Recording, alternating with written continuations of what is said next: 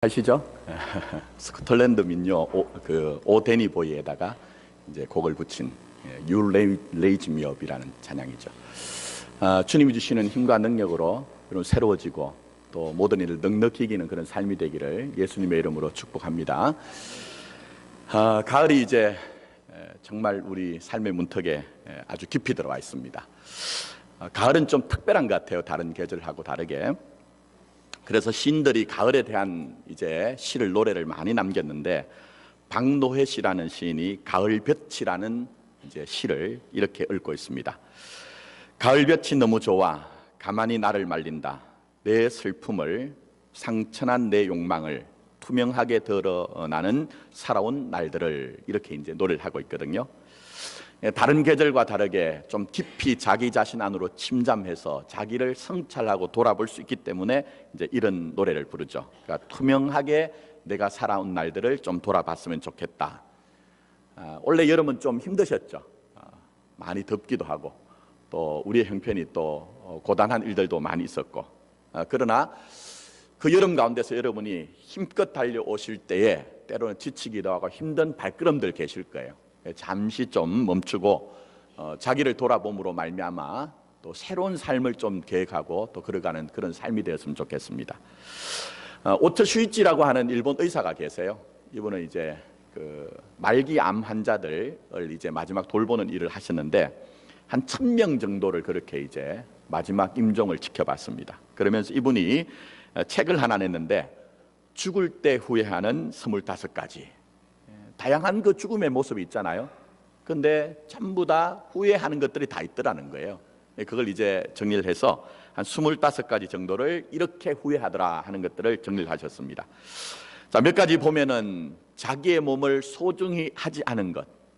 이것도 참 후회를 많이 하더란 겁니다. 자, 그 다음에 두 번째, 꿈을 위해서 전심전력하지 않은 것. 그것도 후회가 되더라는 거예요. 조금 더 내주신 달란트를 가지고 최선을 다하고 열정적으로 좀 살았으면 좋았을 것을 하는 것 있다는 거예요.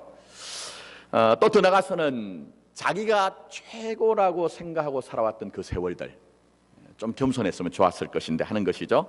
자, 그 다음에 또 재밌는 것도 있습니다. 그게 뭐냐면 유산을 어떻게 할까 미리 결정하지 않았던 그런 것도 있습니다. 자, 그런데 이런 깊은 후회 가운데 참 소중한 좀 생각을 해야 될 것이 있습니다. 그게 뭐냐면 내주신 시간을 가치 있게 사용하지 못한 것, 내게 주신 그 때를 내가 소중하게 여기지 못한 것, 이것도 아주 후회하는 것 중에 하나더라는 거예요. 자, 오늘 본문 말씀 보시면 전도서의 기자가 때에 대한 얘기를 많이 하고 있습니다. 근데 여기에서 우리가 발견할 수 있는 영적 진리, 교훈이 뭡니까?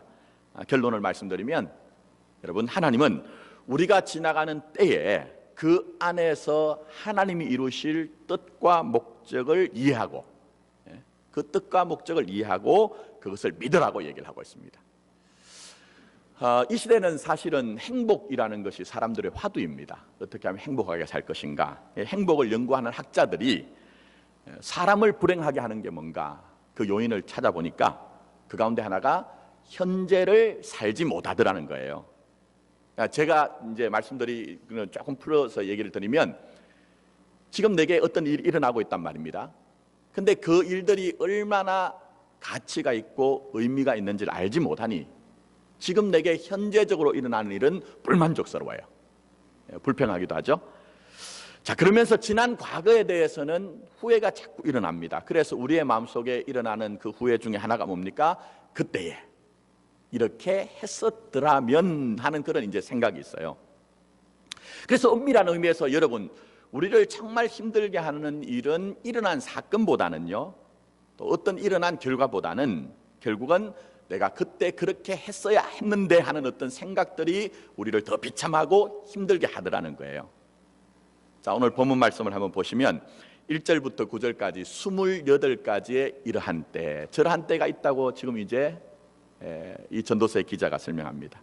물론 보시면은 우리 편에서 보면 이제 어떤 행위와 결과가 있는데 꼭 대조화되는 일들이 드러나요.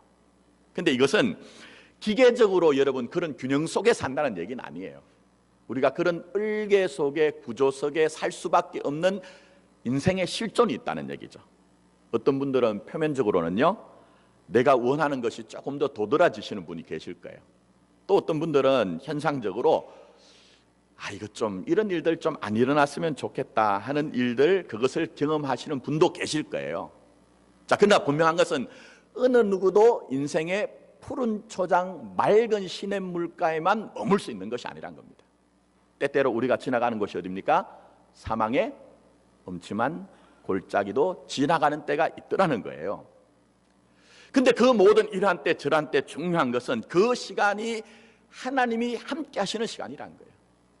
하나님이 나와 함께 하시는 시간. 그렇기 때문에 우리가 어떤 때를 지나갈 때 정물적으로 반응하는 것이 아니라 하나님 주신 이때의 의미를 생각해야 되고 믿음의 선택, 믿음의 반응을 해야 된다는 것입니다.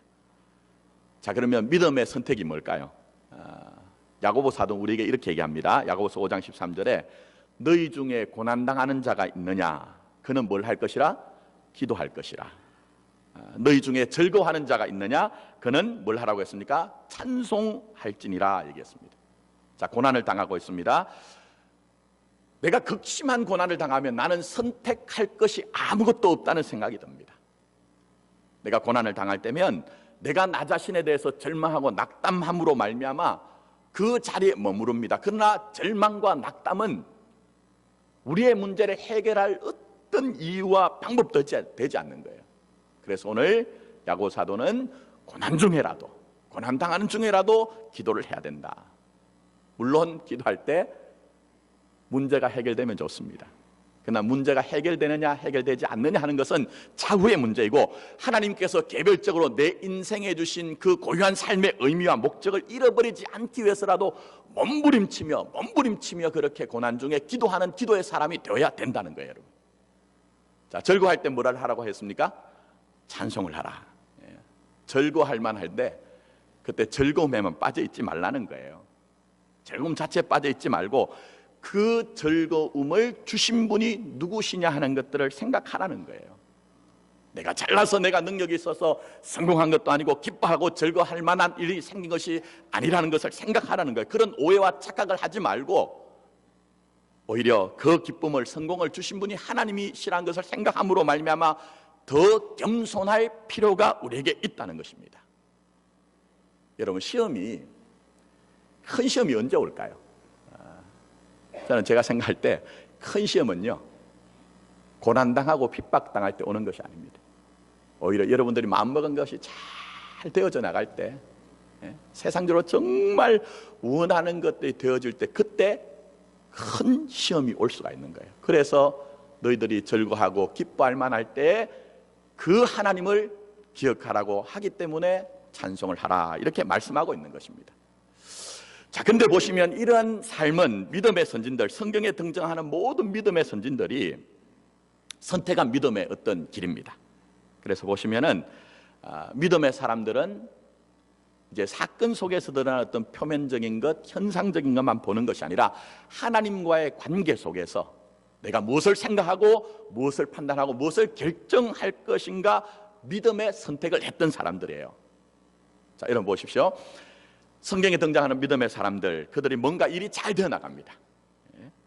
사명도 보이고 뭔가 힘이 생기면서 뭔가를 도전할 만한 그런 어떤 마음도 생기고, 그럴 때 그들이 선택한 것이 무엇입니까?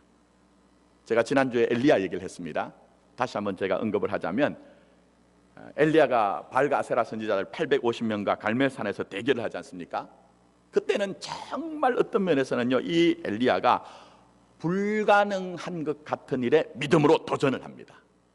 그리고 그 일을 성취를 해냅니다. 이때는 내가 힘을 내야 하는 시기라는 것을 알고 그 일에 도전을 하고 있는 거예요. 그리고 그 일들을 기뻐하고 즐거워하고 성실하게 감당을 하고 있습니다. 자, 그러나 때로는 원하지 않는 일들, 때로는 우리가 침체에 빠지는 일들도 있죠. 그래서 우리가 아는 것처럼 발과 아세라 선지자들과 850명과 전쟁을, 영적 전쟁을 해서 승리를 합니다만, 아합의 아내 이세벨이 이 엘리야의 목을 수급을 베겠다는 얘기를 듣고 절망하고 낙담하죠. 그리고 어떻게 합니까, 여러분? 그러니까 저 남쪽 유다까지 내려가서 부엘세바에서 하룻길을 걸어 들어가서 로뎀나무 아래에서 지쳐 쓰러집니다.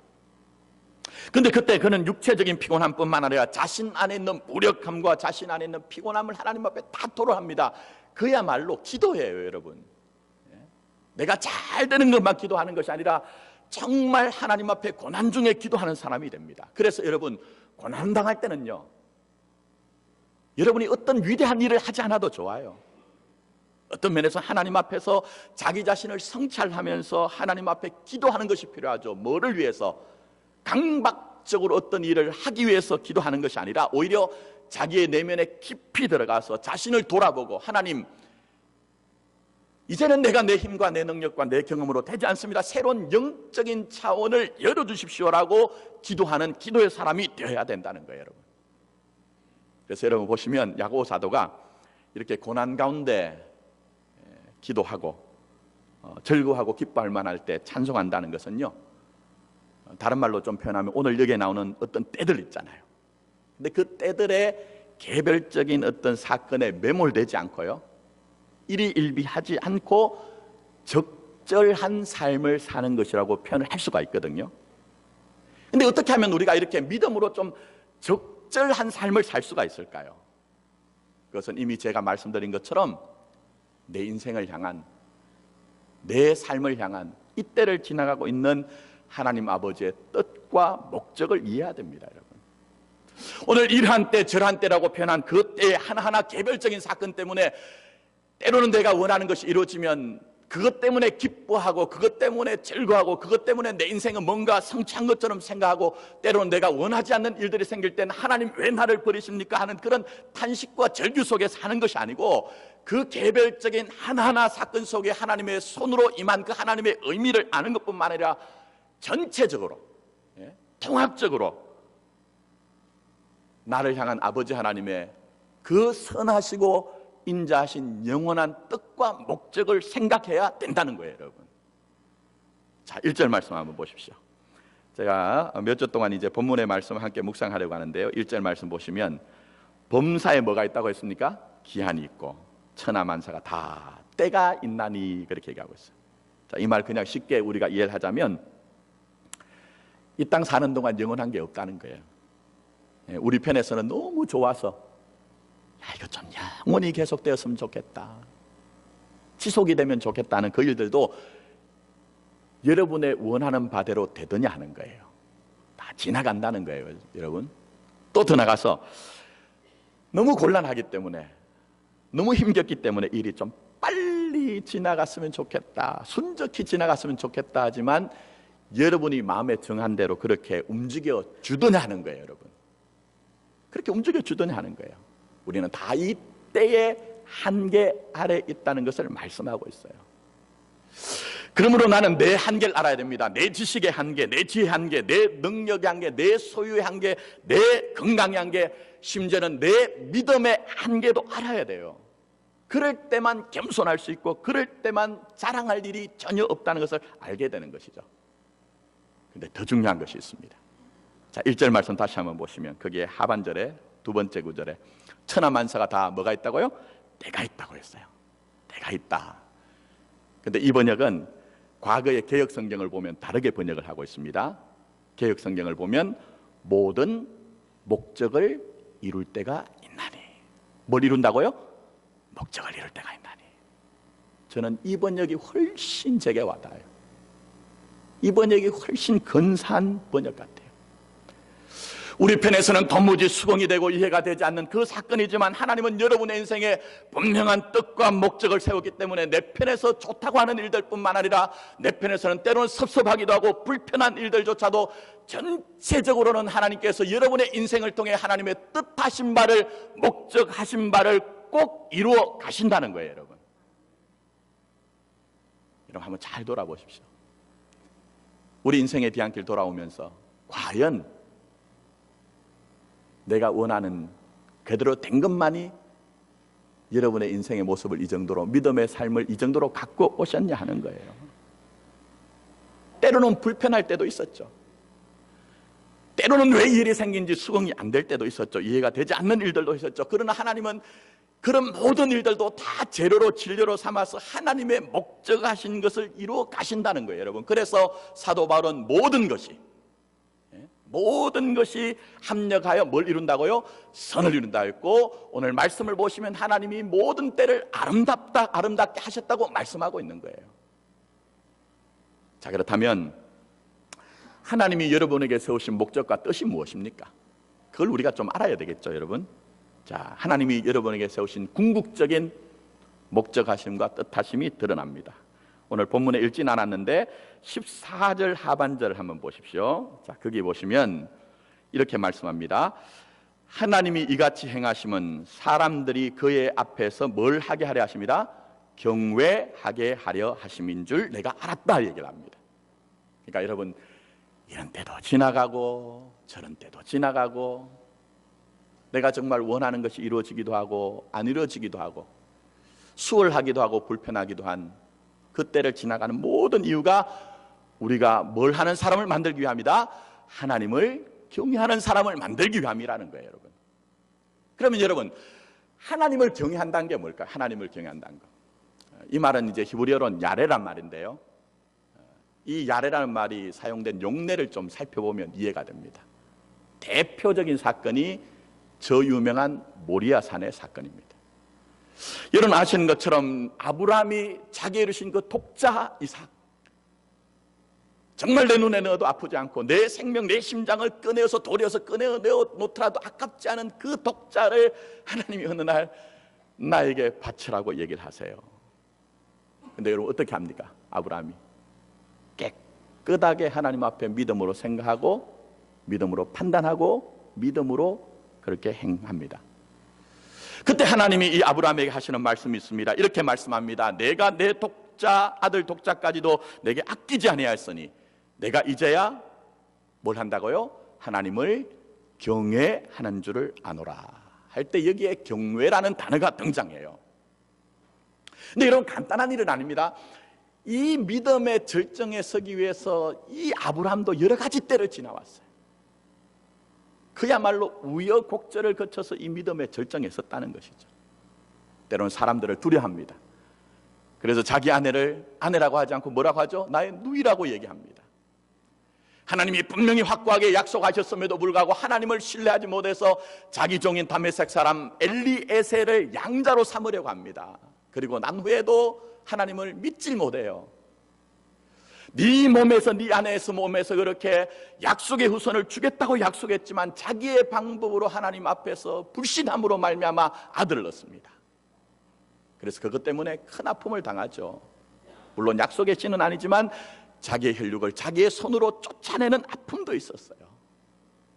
그래서 보시면 이러한 때 저러한 때 우여곡절을 지키면서 이 믿음의 결국이 뭡니까? 바로 여호와를 경외하는 것.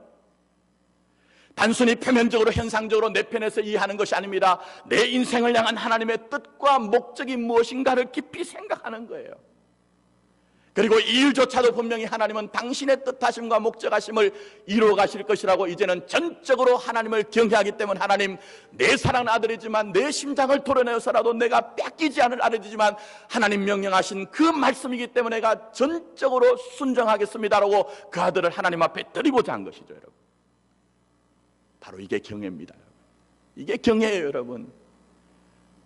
내 편에서 어떤 유익을 따라서 생각을 하는 것이 아니라 하나님의 뜻과 목적을 생각하고 일조차도 하나님의 그 방법대로 하나님은 이루어 가실 것을 믿기 때문에 전적으로 순종하는 것, 이게 바로 경외 야레라고 우리에게 말씀하고 계시는 것입니다, 여러분.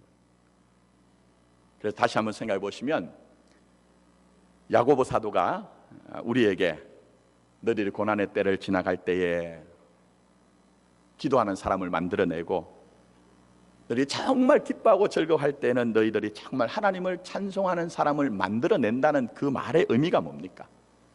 한마디로 하나님을 경외하는 사람이죠. 하나님을 경외하는 사람. 고난 중에 하나님을 불평하고 원망하지 않고 즐거워하고 기뻐할 만할 때 자고하지 않고 이 모든 일들에 하나님의 목적과 뜻이 있는 것을 깊이 생각하고 하나님의 그 목적하심을 신뢰하는, 하나님을 경외하는 사람을 만들어내겠다는 거예요, 여러분. 여러분, 우리가 닮아가고 우리가 따라가야 될 분이 누굽니까? 저는 목회를 하면서 저를 닮아거나 저를 따라오라는 얘기를 한 적이 한 번도 없습니다. 우리는 우리의 믿음의 주요 또 온전케 하시는 누구를 바라봐야 되죠? 예수님을 바라봐야 되죠. 근데 그 예수님이 우리에게 보이신 그 믿음의 길이 뭐냐 하는 거예요. 믿음의 길이 뭐냐 하는 거예요. 그게 바로 하나님을 경외하는 것이죠, 여러분. 어떤 형편에서든지 아버지의 뜻을 생각하고 아버지의 목적하심을 알므로 말미암아 순종하는 삶이 이것이라고 우리에게 보여주신 것 아닙니까, 여러분?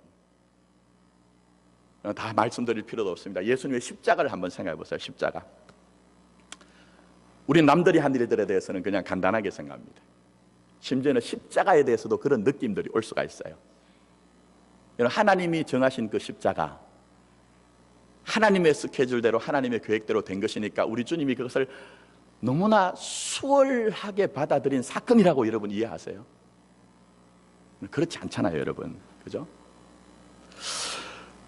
내가 당하지 않으면요, 사실 우리는 어떤 편에서는 좀 가볍게 여깁니다.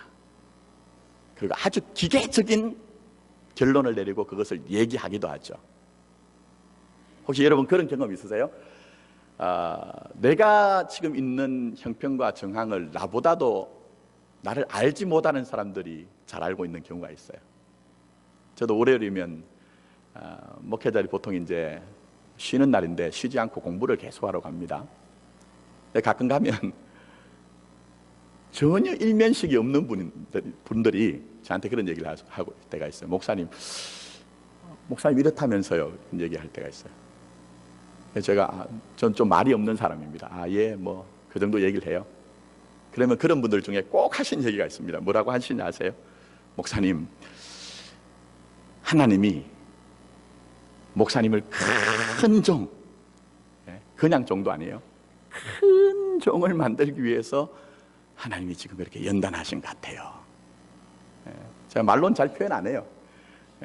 그럴 수 있죠. 그렇게 얘기하는데 속에서는 전적으로 아멘이 안 돼요, 여러분. 솔직하게. 무슨 생각이 딱 올라오느냐, 아니 목사님은 수월하니까 그런 말씀하시죠. 목사님이 제 형편이 돼보세요. 제가 당한 일들, 그 거짓과 모함들 한번 당해보세요. 아픔을 당해보세요. 그런 얘기가 마음이 쑥 올라오거든요, 여러분. 그래서 여러분, 때로는 그렇습니다. 우리가 그 사람의 형편과 처지를 모르면서 빨리 정답을 주려고 하는 것은 믿음의 자세는 아니에요. 여러분 혹시 고난을 당하실 때 어떤 분이 오셔서 여러분에게, 그건 사실은 성경적인 답도 아닌데 때로는 그렇게 얘기하시는 분들 계세요. 아니 기도해봐. 정답이죠. 그러나 그것만이 우리에게 위로를 주는 것 아니거든요. 또 때로는 심각하게 어떤 분들은 그런 분들이 있으세요. 11조 했냐? 근데 여러분, 그것도 믿음의 내용이 아니에요. 그것은 정말 종교적인 얘기지 사실은 믿음에서 나온 말이 아니거든요. 오히려 로마서 12장 15절 말씀처럼 즐거워하는 자들과 함께 뭘 하라고 했어요? 즐거워하고, 즐거워하는 자들과 함께 즐거워하고 우는 자들과 함께 어떻게 하라고 했습니까? 울라고 얘기한 거예요. 공감해 주는 것이 오히려 더 믿음의 자세가 될 수가 있는 거예요, 여러분. 여러분 너무 빨리 답을 내리시고 답을 가지고 누구를 설득하거나 이해시키려고 하지 말라는 거예요, 여러분. 근데 여러분 생각해 보십시오. 예수님의 십자가가 간단한 문제입니까, 여러분? 그 십자가는 인간이 당할 수 있는 모든 고난의 총체거든요, 여러분. 육체적인 고난은 차별하고 예수님의 마음 입장에서 여러분 한번 생각해 보십시오. 요한복음 16장 32절에 이렇게 얘기합니다. 보라, 너희가 다 각각 제 곳으로 흩어지고 나를 혼자 둘 때가 오나니 벌써 왔도다. 자, 그냥 듣지 마시고 지금 주님이 여러분에게 이런 말씀을 하세요. 보라, 너희가 다 각각 제 곳으로 흩어지고 나를 혼자 둘 때가 오나니 벌써 왔도다. 여러분 어떤 것이 느껴지세요? 주님의 그 마음에서 외로움과 고독이 뚝뚝 떨어지잖아요. 내 전 인생을 걸고 생명을 걸었던 이 제자들이 지금 진리의 십자가를 알지 못하고 전부 다 뿔뿔이 흩어진단 말입니다. 심지어는 이들은 주님을 배반하는 자리에서 발견되기도 한다는 것이에요. 그래 얼마나 외롭고 고독하겠습니까, 여러분? 그런데 중요한 것은 이게 결론이 아니라는 거예요. 우리 주님이 말씀하십니다. 그러나 내가 혼자 있는 것이 아니라 아버지께서 나와 함께 계시느니라. 할렐루야. 여러분, 이거예요, 이거. 아버지 하나님이 나와 함께 계시느니라. 우리도 그렇습니다. 때로는 우리의 친구들, 동료들이 알지 못하고 따라가지 못하는 길이 있어요. 여러분, 심지어는 우리의 부부관계 속에서도 내 남편이, 내 아내가 함께하지 못하는 길이 있다는 거예요. 그러나 내가 알아야 되는 진실이 있습니다. 하나님만은 그 막다른 지점에서 나와 함께 하시는 거야. 모든 사람들이 다 배반의 길을 떠나간다 할지라도 아버지 하나님은 나를 아시하는 그것을 알아야 된다는 거예요, 여러분. 그럴 때만 우리는 우리의 때에서 우리가 경험할 수 있는, 때로 경험하는 그 외로움, 고독도 우리가 견뎌낼 수가 있다는 것입니다. 아버지 하나님의 사랑이 내게 있으며 아버지 하나님의 뜻하심과 목적이 내게 있기 때문에 하늘의 뜻이 이 땅에 이루어져야 되는데, 그 십자가를 통해서 나를 통해서 아버지 하나님의 그 목적과 뜻이 이루어지는 것이야. 이것을 알았기 때문에 우리 주님은 그 고독과 외로움에서 승리할 수가 있었던 거예요, 여러분. 그러므로 경외는 다른 것이 아닙니다. 어떤 형편과 처지와 때를 지나갈지라도 아버지 하나님을 바라보는 거예요. 그 안에 아버지 하나님의 뜻을 생각하는 거예요. 이 일조차도 하나님의 목적하신 것을 이루시는 그 하나님의 선하심과 인자심을 믿는 거예요, 여러분.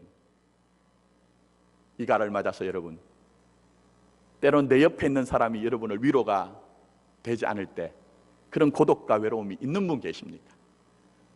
다시 한번 여러분, 하나님을 경외함으로 아버지가 나와 함께 하시고 아버지의 뜻하심과 목적하심이 내게 영원하다는 사실을 믿음으로 말미암아 그 고독과 외로움조차 승리하시는 여러분 되기를 원합니다. 또 더 나가서 누가복음 22장 보면 여러분 잘 아시는 사건이에요. 예수님이 기도를 하십니다. 어디서 하십니까? 겟세마네 동산. 근데 그 기도의 내용이 무엇입니까? 우리가 잘 알죠? 누가복음 22장 42절에 아버지여, 만일 아버지의 뜻이거든 이 잔을 내게서 옮기시옵소서, 이렇게 기도를 합니다. 그러나, 그 다음이 중요해요. 그러나 그 다음에 뭐라고 기도합니까? 나의 원대로 마옵시고, 누구의 원대로? 아버지의 원대로 되기를 원하나이다.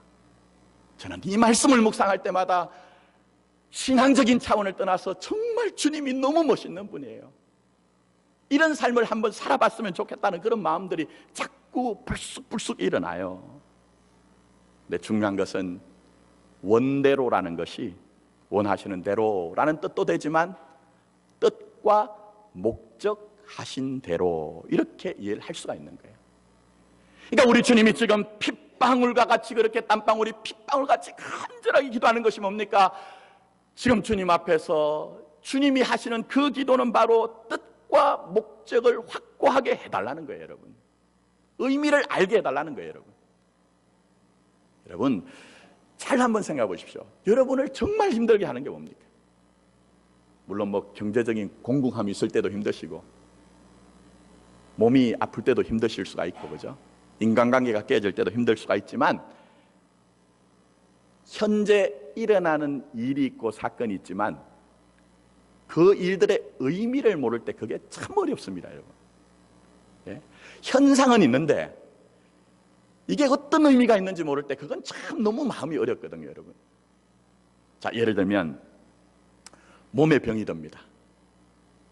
그럼 그 중한 병 때문에 몸도 마음도 어렵습니다. 그러나 더 힘든 것은 이 일들이 하나님이 주신 새롭게 하시는 은혜의 수단이라면요, 얼마든지 그 병들을 넉넉히 이길 수가 있어요. 근데 병이 들기는 들었으나 이 병이 내 죄 때문이다, 내 허물 때문이라는 생각이 들 때는 정말 마음이 어렵거든요, 여러분. 그렇지 않던가요, 여러분? 예? 모든 일들이 다 그렇습니다. 실패를 합니다. 그러면 실패 자체가 마음도 어려운 일이지만 그 안에 의미를 알지 못하기 때문에 때로는 당하고, 때로는 그것 때문에 인생 자체가 무너지게 되더라고요. 그래서 오늘 주님께서 기도하시는 것이 뭡니까? 주님이 이렇게 기도하시는 것은 바로 이 잔이 지나가게 해달라고 하는 기도가 단순히 이 문제를 면하게 해달라는 기도이거나, 또 아니면 십자가를 질 때 이 십자가 무겁지 않도록 좀 도움을 달라는 기도가 아니에요, 여러분. 궁극적으로 우리 주님이 기도하신 것, 아버지의 원함이 어디 있느냐, 아버지의 뜻하심이 어디 있느냐, 이 일이 어떤 것을 목적으로 하느냐 하는 것을 알게 해달라, 확고하게 알게 해달라는 거예요, 여러분. 그래서 보시면 결국은 주님께서는 어떻게 하십니까? 기도를 하십니다. 간절하게 기도하십니다. 그리고 결론을 알게 됩니다. 그것은 바로 아버지의 원하심이 내 안에 있다는 거예요. 이 일조차도, 십자가조차도 아버지의 뜻하심과 목적하심이 있다는 거예요, 여러분. 그래서 말씀을 보시면 여기에 마가복음 14장에 보시면 주님이 몇 번을 기도하시죠? 3번을 기도하십니다. 이건 횟수로 3번도 중요하지만 3이란 것은 완전수예요. 아버지의 원하심을 알게 해달라, 뜻하심을 목적하신 것을 알게 해달라는 것이 정말 간절하게 기도함으로 말미암아 이제는 내 가슴 속에, 내 영혼 속에 완전히 들어와서 단단히 박힌 목과 같이 그렇게 알게 되었다는 거예요. 그래서 주님께서 그렇게 3번을 기도하신 후에 때가 왔다고 얘기합니다. 때가 왔다고 얘기를 하고 있어요. 물론 말씀을 보시면 대제사장의 종들이 이제 주님을 추포하러 온 그 시간이 가까웠다는 말도 됩니다. 그러나 더 중요한 것은 주님 편에서 보면 이제는 나는 준비되었다. 아버지의 뜻하심이 내 뜻하심이 되었고, 아버지의 그 목적하신 것을 내가 이제는 완전히 알았기 때문에 가자, 저 십자가를 향해, 저 죽음을 향해, 저 절망을 향해 고통을 직면하고 대결할 준비가 되었기 때문에 때가 되었다고 말씀하고 계신 거예요, 여러분. 그렇다면 이제 우리가 확실하게 알아야 되는 것이 있습니다. 그게 뭡니까? 아버지의 뜻과 목적 안에서 내가 지나가는 때를 이해할 수 있느냐 없느냐 하는 것은요, 간단한 문제가 아니라는 거예요. 이것은 어마어마한 엄청난 삶의 차이를, 믿음의 차이를 가져올 수가 있다는 거예요, 여러분. 보십시오. 우리 주님께서 아버지의 뜻을 확실하게 할 때 그 당하는 모든 십자가를 기쁨으로, 감사함으로 그렇게 감당했지 않습니까? 모든 고난을 대결하시면서까지 그 고통조차도 다 이기신 분이 우리 주님 아닙니까? 그래서 저 유명한 로마서 8장 28절 다시 한번 말씀드리면, 우리가 알거니와 하나님을 사랑한 자 곧 그의 뜻대로 부르심을 입은 자들에게는 모든 것이 합력하여 뭘 이룬다고요? 선을 이루느니라. 근데 중요한 게 있습니다. 정말 중요한 것이 있습니다. 우리가 알거니와 극단적으로 역으로 말씀드리면 알지 못하면 그렇게 되지 않는다는 거예요, 여러분. 아버지 하나님의 사랑하심을 알아야 되고, 아버지 하나님의 뜻하심을 알아야 되고, 아버지 하나님의 내 인생을 향한 목적을 알 때만 모든 것이 합력하여 뭘 이룬다고요? 선을 이룬 그런 하나님의 역사와 경륜이 여러분의 인생 가운데 나타날 것이라는 것입니다, 여러분. 저는 오늘 이 예배 참여한 여러분들이 정말 아버지 하나님의 사랑을 알 뿐만 아니라 여러분이 건너가고 있는 모든 때들의 의미와 목적을 알아서 우리의 삶을 경외하게, 하나님을 경외하게 하시는 아버지 하나님의 그러한 계획하심과 뜻하심이 이루어지는 삶이 되기를 원하는 것입니다. 이제 말씀 맺습니다. 가을을 생각하는 첫 번째 시간입니다. 가을은 장로님 기도하셨지만 열매를 생각해야 되는 계절이에요. 어떻게 하면 주님 원하시는 예수라는 열매를 맺어갈 것인가, 하나님의 뜻과 하나님의 목적 다시 한번 깊이 생각해 보시기 바랍니다. 김현성 시인은 여러분 잘 아시다시피 가을에는 뭘 하게 해달라고 했습니까? 기도하게 해달라. 뭘 기도해야 되는 거예요? 뭘 기도해야 되는 겁니까? 바로 하나님의 뜻과 목적을 알게 해달라고, 일조차도 하나님의 선하신 뜻이 이루어진다는 것을 알게 해달라고 기도해야 된다는 거예요. 형편과 정황에 따라 믿음이 좌우로 왔다 갔다 하는 것이 아니라 어떠한 일들 가운데서도 하나님을 경외하는 인생이 되게 해달라고 기도해야 된다는 거예요, 여러분. 현대선교의 아버지라고 하는 윌리엄 캐리라는 분이 계십니다. 이분이 32살의 젊은 나이에 인도를 가서 40년을 선교를 했습니다. 정말 어려운 일이 많았습니다. 그 선교를 하는 과정 중에 너무 어려웠기 때문에 그의 부인은 정신병에 걸렸습니다. 자기가 세웠던 선교회 수많은 사역자들의 형편을 들어주고 그들의 모든 경제를 책임져야 되는 여러 가지 어려움들이 있었습니다. 그 중에 그는 인도에 그 성경을 번역해서 만들어내는데 한 개 언어가 아니라 지방마다 다른 언어들을 다 번역해서 성경을 만들어내는 그런 과제를 수행했습니다. 어떤 사람이 그에게 와서 얘기합니다. 올리언 캐리 선생님, 어떻게 그렇게 많은 고난 가운데 어려운 가운데 하나님 주신 과제를 수행할 수가 있었습니까? 그 비결을 방도를 얘기해 주십시오. 한참을 고민하던 올리언 캐리가 아주 단순하지만 중요한 얘기를 이렇게 답을 주고 있습니다. 형제여, 나는 하나님의 뜻, 하나님의 목적, 그 하나님의 뜻, 하나님의 목적, 그 이상도 이하도 그 밖에 다른 것도 아무것도 없었습니다. 나는 하나님의 뜻과 목적을 생각했습니다. 여러분 어떤 때를 지나가고 계십니까? 그 때 안에서 여러분 내 인생을 향한 하나님의 뜻과 목적을 생각하십시오. 성공도 기쁨도 아버지의 뜻 안에 있습니다. 내가 지금 당하고 있는 아픔도 고통도 아버지 하나님의 목적 안에 있습니다. 그게 바로 오늘 이러한 때 저러한 때라고 얘기한 인간의 실존으로 드러나는 모든 것들이 아버지의 뜻과 목적 안에 있다는 것입니다. 아무쪼록 하나님의 뜻과 목적을 잘 이해하고 믿어서 아버지 하나님만을 경외하는 하나님이 원하시는 아름다운 삶이 되기를 예수님의 이름으로 축복합니다. 아멘.